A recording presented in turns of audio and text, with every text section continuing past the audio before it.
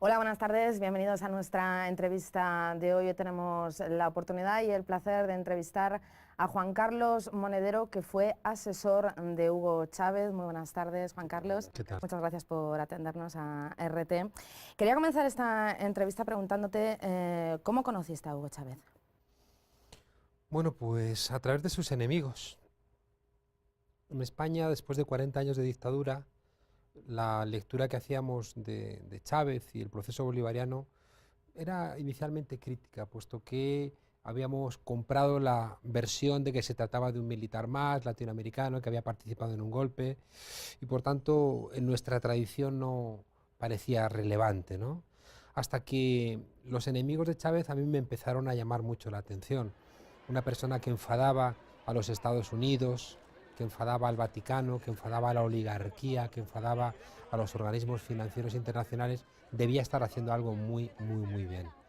En el entorno del golpe vimos claramente que Chávez estaba siendo cuestionado por la derecha tradicional. Y en aquel momento yo trabajaba en Izquierda Unida y en el Parlamento hicimos una pregunta que obligó a José María Aznar a reconocer que lo que había hecho Carmona Estanga era un golpe de Estado. Y eso impidió que la Unión Europea reconociera a su vez el golpe. Y bueno, pues eso generó una corriente de simpatía también del presidente Chávez y de la revolución hacia nosotros.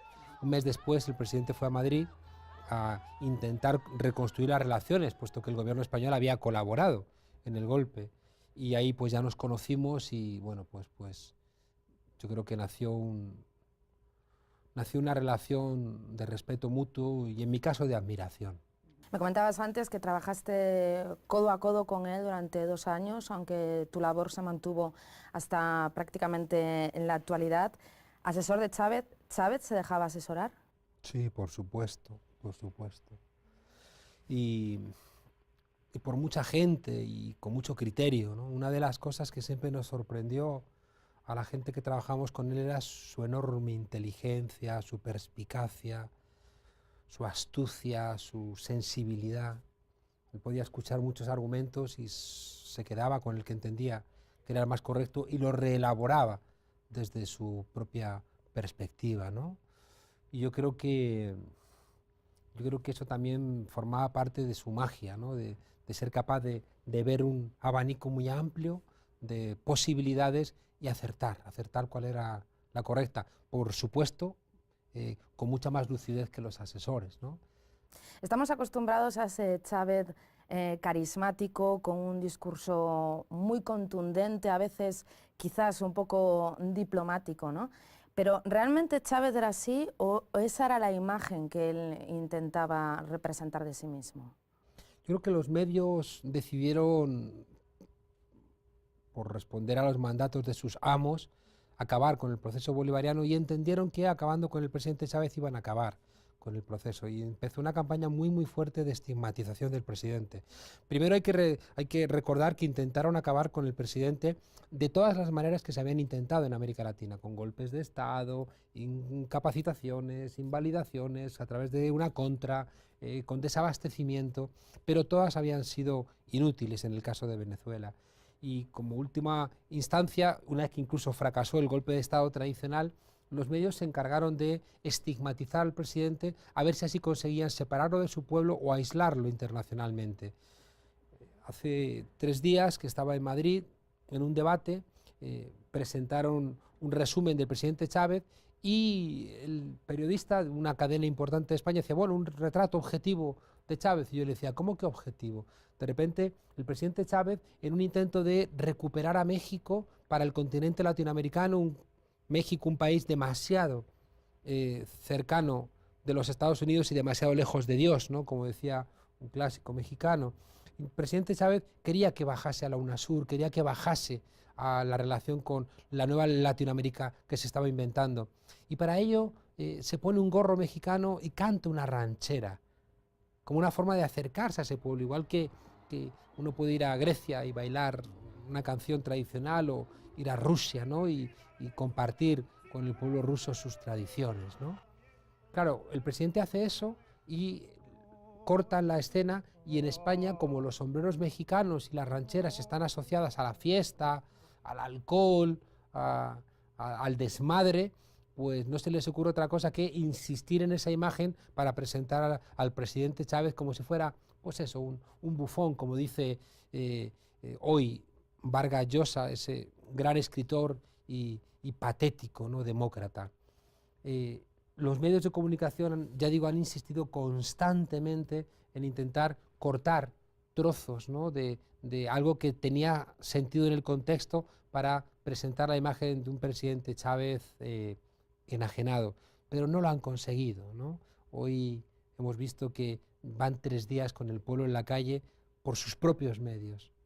Gente que se lo ha pagado de su bolsillo, gente muy humilde, que se ha pagado de su bolsillo venir de todas partes del país porque quiere ver a su presidente. ¿En qué momento se diluye esa relación de un asesor con el presidente? Me refiero desde el punto de vista en qué momento se cruza la línea, ¿no?, del trabajo con lo personal, y además todo ello entremezclado con un punto de vista subjetivo. Quiero decir, ¿tú estabas de acuerdo con todas las decisiones que tomaba Chávez?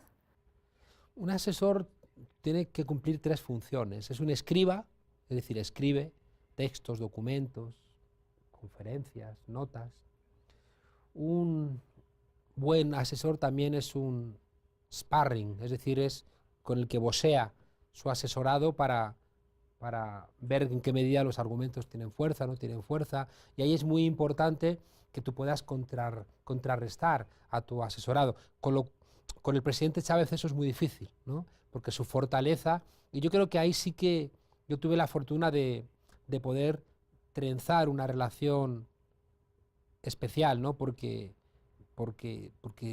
entendí siempre que una buena tarea de asesoramiento no tiene que ser amable en lo personal, sino que tiene que ser amable en lo político. Y en lo político era que lo que yo pudiera pensar fuera útil para el proceso revolucionario. Y la última tarea de un asesor es ser bufón. El bufón, como sabemos por las obras de Shakespeare, es el que le puede decir al rey todo, ¿no? Aquí esta tarea de bufón pues corresponde al hecho de ser asesores, quizá también el venir respaldados por otras peleas en otros sitios, que en mi caso concreto siempre entendí como una obligación de plantearle al presidente lo que yo pensaba, por mucho que fuera en una dirección contraria a lo que él pensaba o incluso a decisiones que él hubiera tomado, ¿no? Incluso en algunas veces con choques, con fricción, ¿no? Yo creo que cuando yo miro hacia atrás en mi tarea en este país, yo creo que lo mejor que he hecho ha sido haber ayudado a que lo que siempre ha sido el fin de las revoluciones, que ha sido acabar con la crítica y con la autocrítica, creo haber colaborado a que eso no ocurriera. Esta mañana estaba en un debate en la radio con un historiador, yo creo que el más relevante de Venezuela, Vladimir Acosta, con el cual participé en 2009 en el Centro Internacional Miranda, en un debate sobre luces y sombras del proceso bolivariano, ¿no?, donde una semana después de habernos pegado, ¿no?, con Vargas Llosa, Enrique Krause, con la derecha mundial que había venido a Venezuela a intentar debilitar el proceso, y nosotros los habíamos confrontado, una semana después entendimos que teníamos que evaluar las cosas que no se estaban haciendo bien. Y ahí yo hice la apertura del debate muy crítico, y es verdad que la crítica no fue bien recibida en ese momento. Hubo mucha gente que nos atacó, hubo mucha gente que entendió que la crítica nuestra debilitaba el proceso, y tuvo que ser el presidente Chávez el que, aunque inicialmente se enfadó, el que 2 semanas después dijo: no, tienen razón los del Centro Internacional Miranda. Hasta el punto de que incluso hace un año y un poco, cuando yo me enteré de que el presidente tenía cáncer y vine a mostrar mi apoyo a este proceso que creo que es esencial para Venezuela y para América Latina, en una entrevista por la mañana con Ernesto Villegas, muy temprano, ¿no?, el actual ministro de Información, estábamos hablando del movimiento de los indignados en España y bueno, un poco de todo, y de repente llamó el presidente Chávez, ¿no?, para contarnos que ya no se acostaba tarde, sino que se levantaba muy temprano, para saludarme, para preguntarme cómo estaba el movimiento de los indignados y para decirme en directo en la televisión venezolana que tenía razón con aquello que planteé en su día del hiperliderazgo, ¿no? de que era necesario que el presidente repartiera más juego, que la dirección fuera más coral, que cada cual hiciera su parte y no se cargase él en las espaldas todo el trabajo, ¿no? No podemos dejar de pensar ahora que el presidente quizá agravase su enfermedad por la campaña electoral. Es una cosa que a algunos nos enfada profundamente, ¿no? Antes de la campaña yo pedí en una entrevista que el presidente no lo diera todo, ¿no? Que cada cual hiciera su parte, que hay partidos aquí que apoyan el proceso, que hay ministros, que hay todo tipo de cuadros, ¿no? Pero al final tenía que ser el presidente Chávez el que saliera, ¿no? Hasta el último día bajo la lluvia, ¿no? A ganar las elecciones para dejar encarrilado este proceso. Bueno, lo ha hecho, ¿no? Pero al final se nos ha ido, ¿no? ¿Sabía delegar, Chávez? Para delegar también tienes que tener equipos, ¿no? Que reclamen la delegación.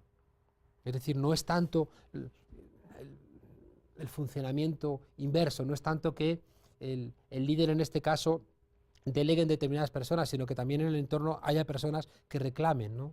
Esa delegación. Y al final fue, yo creo que un problema mutuo, ¿no? Gente que no se atrevía a decir yo me hago cargo de esa tarea y el presidente que tampoco veía que hubiera gente con ganas o con capacidad o con el coraje de decir presidente, no lo haga usted, lo hago yo, ¿no?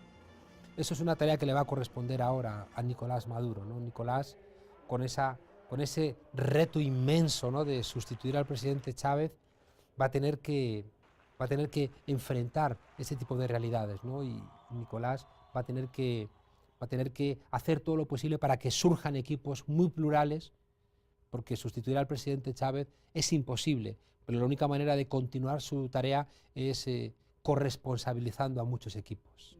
Una de las críticas y uno de los calificativos que hemos escuchado es que Chávez es un dictador. Ante eso, ¿qué es lo que él decía? Pero constantemente procesos electorales, ¿no? Con el grueso de los medios de comunicación en manos de la oposición. Yo invito a la gente a que vaya a internet y busque los medios de comunicación de Venezuela y verá como el 90% de los diarios son contrarios al proceso bolivariano, ¿no? Aquí se dicen cosas de Chávez que en el caso de España hubieran implicado el cierre del periódico, ¿no? Y aquí no se ha cerrado a ningún medio de comunicación, es una de las mentiras. Aquí lo único que se hizo fue no renovar la concesión a una televisión que había sido golpista, que lo que había que haberse hecho es cerrado cuando el golpe, porque esa televisión fue el canal de los golpistas, y había que haber encarcelado a todos los sinvergüenzas que utilizaron un bien público, que es la información, para dar un golpe de Estado. No se hizo en su momento y después, cuando se agotó la concesión, no se le renovó, y eso lo presentan como si fuera un cierre, como siempre mintiendo en esa dirección.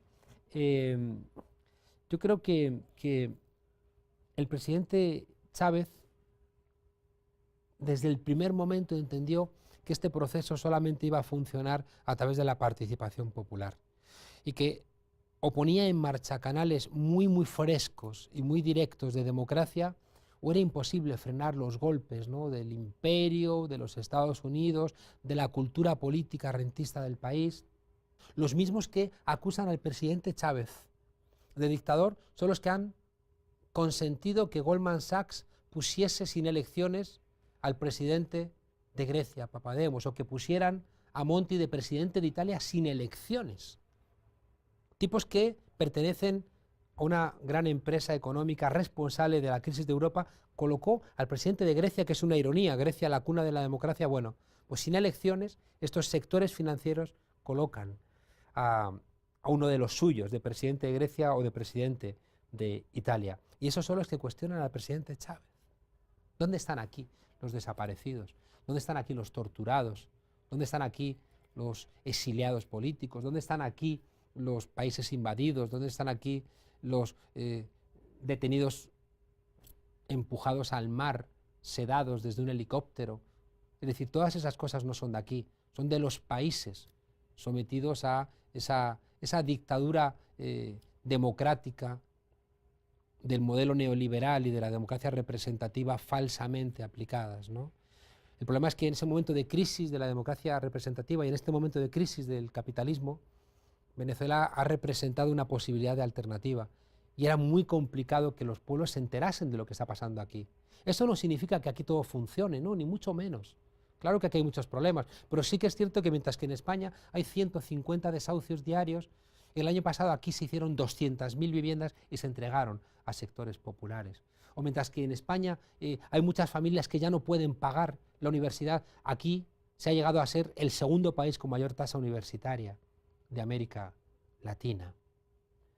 Cuando esas cosas se saben, de repente, en mitad de la crisis, la gente que necesita soluciones puede empezar a pensar, Venezuela es un modelo, y eso al establishment, a los sectores acomodados, a las oligarquías, a la troika, a las capas políticas de Europa, de Estados Unidos, no les interesa. Y de ahí nace toda esta batería, ¿no?, de insultos a la democracia bolivariana y al presidente Chávez. ¿Cuál era el peor enemigo de Chávez? ¿Dentro de Venezuela o quizás fuera? En América Latina el peor enemigo siempre son los Estados Unidos. Usted sabe que en Estados Unidos es el único sitio donde no ha habido un golpe de Estado porque allí no hay embajada de los Estados Unidos. Creo que esta constante invasión durante el siglo XX de Estados Unidos hacia lo que consideraba su patio trasero, o se frenaba o existía la condena de no poder inventar una nueva realidad. Y eso tiene, desde el primer momento también en el presidente Chávez, un norte muy claro, ¿no? El presidente Chávez entiende que va a ser imposible construir la democracia en Venezuela si no viene acompañada de la democracia en el resto de los países de su entorno. Y en ese sentido Chávez desde el primer momento va a ayudar a Lula. Lula adoraba al presidente Chávez. Lo hemos visto llorar antes de ayer, ¿no? La gente que intentó decir, no, está la democracia carnívora, que es Chávez, y la democracia vegetariana, o la izquierda vegetariana, perdón, que es Lula, y la izquierda carnívora, que es Chávez, ¿no? Que era una mentira, porque ya digo Chávez. En toda esta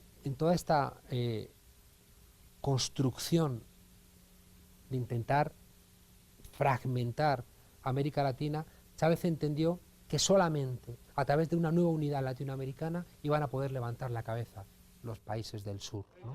Y allá es que se puso en marcha, primero ayudando a los países del entorno, ¿no?, que es lo que ha conseguido que no solamente cualquier ciudadano de América Latina hoy sepa cómo se llaman los presidentes de los demás países. Pregunten ustedes en Europa si un ciudadano de Madrid sabe cómo se llaman los presidentes del resto de la Unión Europea, ¿no?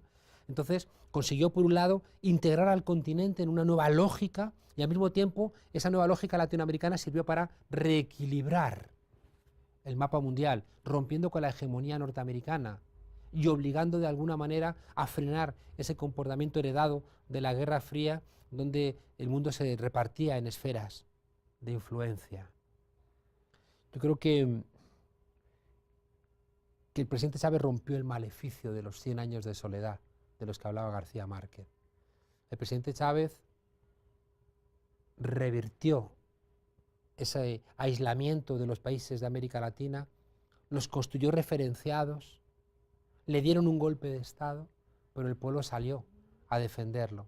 Y por tanto el pueblo lanzó un mensaje: América Latina ha cambiado. Recuerdo un acto donde estaba Alberto Granados, la persona que se dio el viaje en la motocicleta con el Che Guevara, y ya viejito, en un acto que estaba el presidente Evo Morales y el presidente Chávez lo saludó desde la mesa: Alberto, ¿cómo estás?, ¿no? Y el viejito se levantó y dijo: presidentes, pueden bajar, denle un micrófono, presidentes, que si pueden bajar. Bajaron, ¿no? Y el viejito, yo estaba allí, lo pude escuchar, y el viejito les dice: presidente, ¿les puedo dar un abrazo? Claro, entonces les abraza y les dice, así bajito, les dice: si estuviera aquí el Che Guevara, lloraría de la emoción de ver cómo ha prosperado la integración latinoamericana, que él nunca lo hubiera imaginado. Gracias, presidentes. Y el viejito los abraza, ¿no? Pues eso es Hugo Chávez. Es decir, que esa integración del continente fue gracias a un militar que le dolía a su pueblo y que, en vez de escuchar a los que tradicionalmente pusieron en un puño a los presidentes de América Latina, decidió escuchar a su pueblo. Y no le tuvo miedo a los Estados Unidos, ni le tuvo miedo a los que desde el primer día le fueron con los nombres de los ministros que tenía que nombrar, y no le tuvo miedo al Papa, ¿no?, de este Vaticano corrupto, como luego hemos visto, que siempre trabajaba, ¿no?, para los poderosos y no soportaba que, después de haberle roto desde el Vaticano la columna vertebral a la teología de la liberación, aquí surgiera un presidente que volvía a confiar en un Cristo de los pobres, en un Cristo con fusil, en un Cristo de la teología de la liberación, después de que habían apoyado al Opus Dei, a los Legionarios de Cristo, a esas organizaciones de pederastas y de gente enriquecida. Y el presidente no tuvo miedo del Papa, ni siquiera del Papa. Un presidente tan creyente como él en el Cristo no tuvo ningún tipo de problema en decirle al Papa: te estás equivocando, te estás metiendo en sitios que no te corresponden. No tuvo ningún tipo de miedo en plantarle cara al Fondo Monetario Internacional, al Banco Mundial. Qué coraje, ¿no? No le tuvo miedo a nada. Y también sabía que tenía detrás un pueblo apoyándolo, ¿no? ¿Cuánto tiempo va a pasar para que encontremos algo similar? En América Latina quizá no tanto, ¿no? Hemos visto Correa, ¿no?, con ese apoyo popular que también tiene, o Evo. En Europa les aseguro que nos queda mucho para que un pueblo quiera tanto a un líder como hemos visto que aquí el pueblo quiere al presidente Chávez.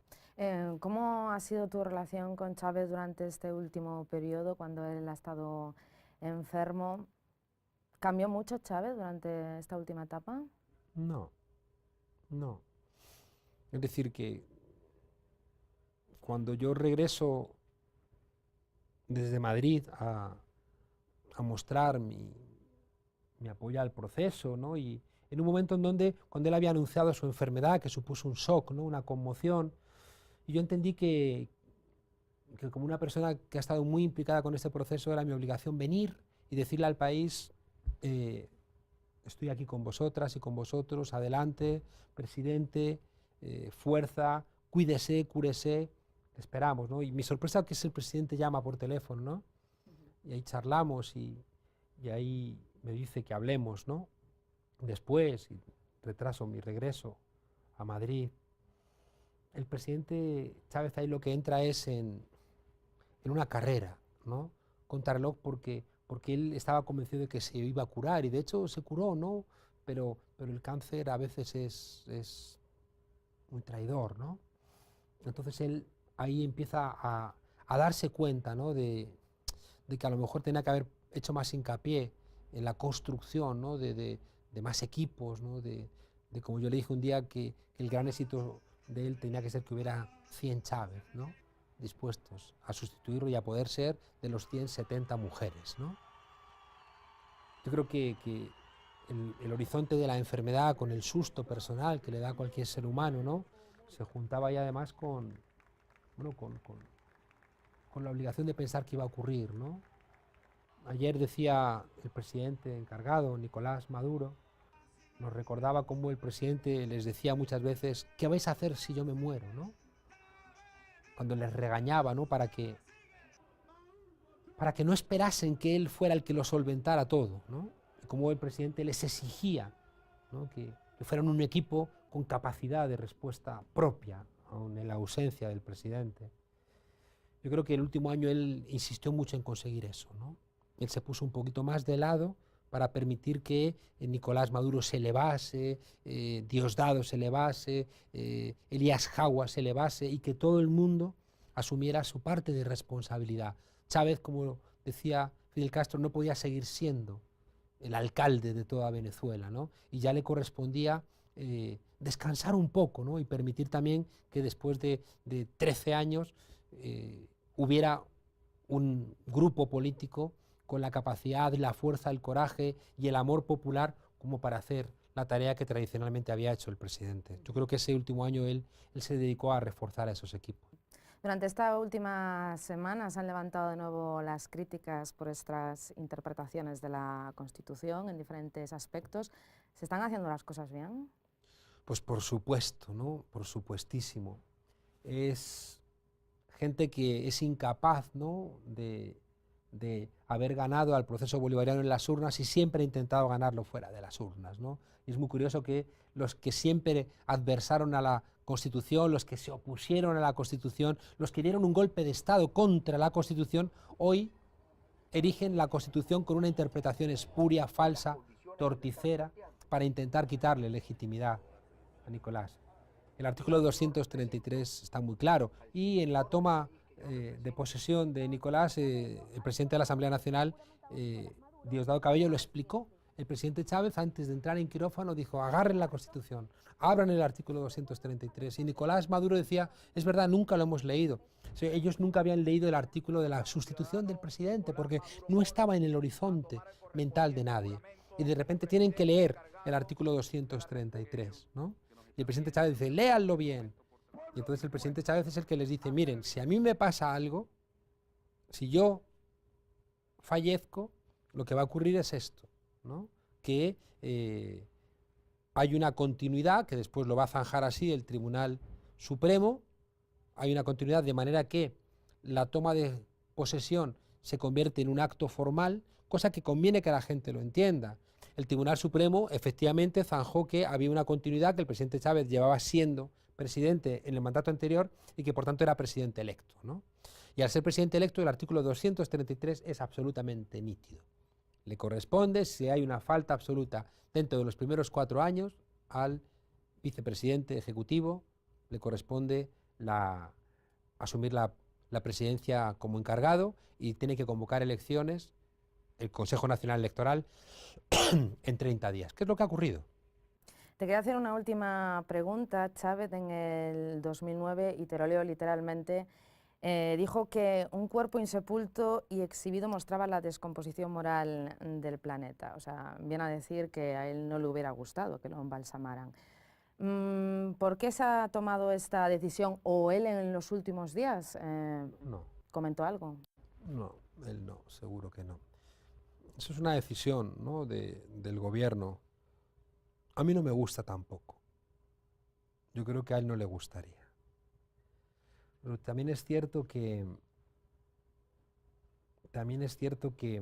hemos visto ahí un pueblo, ¿no?, que quiere seguir viendo a su líder y se tomó esa decisión, ¿no? Yo creo que a él no le gustaría. Con lo cual no se está cumpliendo finalmente su deseo. No lo sabemos, ¿no? No lo sabemos. No tenemos ninguna certeza al respecto, ¿no? Uno puede interpretar que el presidente Chávez, embalsamado, se convierte en un referente para un país que entiende que hay un antes y un después de su figura y quiere, ¿no?, referenciarse respecto de él en un mausoleo, igual que hubo gente que fue fundadoras, ¿no?, de repúblicas. Lenin fue fundador de repúblicas, Mao fundó repúblicas, Ho Chi Minh fundaron repúblicas, ¿no? Son personas a las cuales les debemos mucho respeto. Y también fueron embalsamadas, ¿no? Yo creo que tampoco es tan relevante, ¿no? Yo creo que en estas cosas quien tiene la última palabra es la familia, ya que no hay una voluntad clara en una dirección o en otra, en este caso del presidente, y la familia tiene derecho a tomar sus decisiones. La decisión que haya tomado la familia es la que se está cumpliendo, y en ese sentido también respetemos la decisión que la familia haya tomado. Pues así finalizamos esta entrevista con Juan Carlos Monedero, que fue asesor de Hugo Chávez. Muchas gracias por su atención. Si quieren conocer a otras personalidades, no se pierdan nuestro programa Entrevista.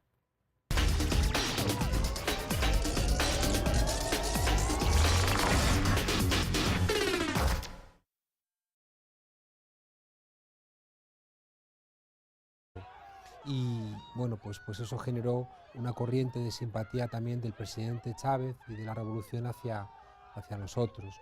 Un mes después el presidente fue a Madrid a intentar reconstruir las relaciones, puesto que el gobierno español había colaborado en el golpe. Y ahí pues ya nos conocimos y bueno, pues yo creo que nació una relación de respeto mutuo y en mi caso de admiración.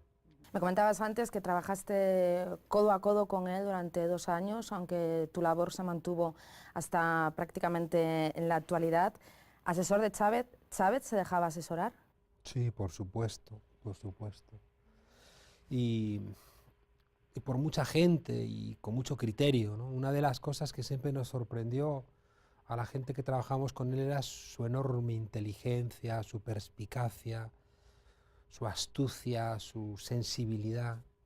Él podía escuchar muchos argumentos y se quedaba con el que entendía que era el más correcto y lo reelaboraba desde su propia perspectiva, ¿no? Y yo creo que eso también formaba parte de su magia, ¿no? De ser capaz de ver un abanico muy amplio de posibilidades y acertar cuál era la correcta. Por supuesto, con mucha más lucidez que los asesores, ¿no? Estamos acostumbrados a ese Chávez carismático, con un discurso muy contundente, a veces quizás un poco diplomático, ¿no? Pero ¿realmente Chávez era así o esa era la imagen que él intentaba representar de sí mismo? Yo creo que los medios decidieron, por responder a los mandatos de sus amos, acabar con el proceso bolivariano y entendieron que acabando con el presidente Chávez iban a acabar con el proceso y empezó una campaña muy fuerte de estigmatización del presidente. Primero hay que recordar que intentaron acabar con el presidente de todas las maneras que se habían intentado en América Latina, con golpes de Estado, incapacitaciones, invalidaciones, a través de una contra, con desabastecimiento, pero todas habían sido inútiles en el caso de Venezuela. Y como última instancia, una vez que incluso fracasó el golpe de Estado tradicional, los medios se encargaron de estigmatizar al presidente a ver si así conseguían, y por tanto en nuestra tradición no parecía relevante, ¿no? Hasta que los enemigos de Chávez a mí me empezaron a llamar mucho la atención. Una persona que enfadaba a los Estados Unidos, que enfadaba al Vaticano, que enfadaba a la oligarquía, que enfadaba a los organismos financieros internacionales, debía estar haciendo algo muy bien. En el entorno del golpe vimos claramente que Chávez estaba siendo cuestionado por la derecha tradicional.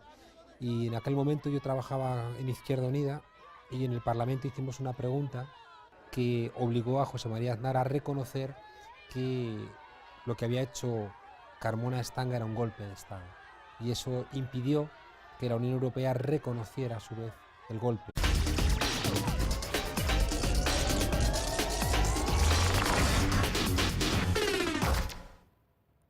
Hola, buenas tardes, bienvenidos a nuestra entrevista de hoy. Hoy tenemos la oportunidad y el placer de entrevistar a Juan Carlos Monedero, que fue asesor de Hugo Chávez. Muy buenas tardes, Juan Carlos. ¿Qué tal? Muchas gracias por atendernos a RT. Quería comenzar esta entrevista preguntándote ¿cómo conociste a Hugo Chávez? Bueno, pues a través de sus enemigos. En España, después de 40 años de dictadura, la lectura que hacíamos de Chávez y el proceso bolivariano era inicialmente crítica, puesto que habíamos comprado la versión de que se trataba de un militar más latinoamericano que había participado en un golpe.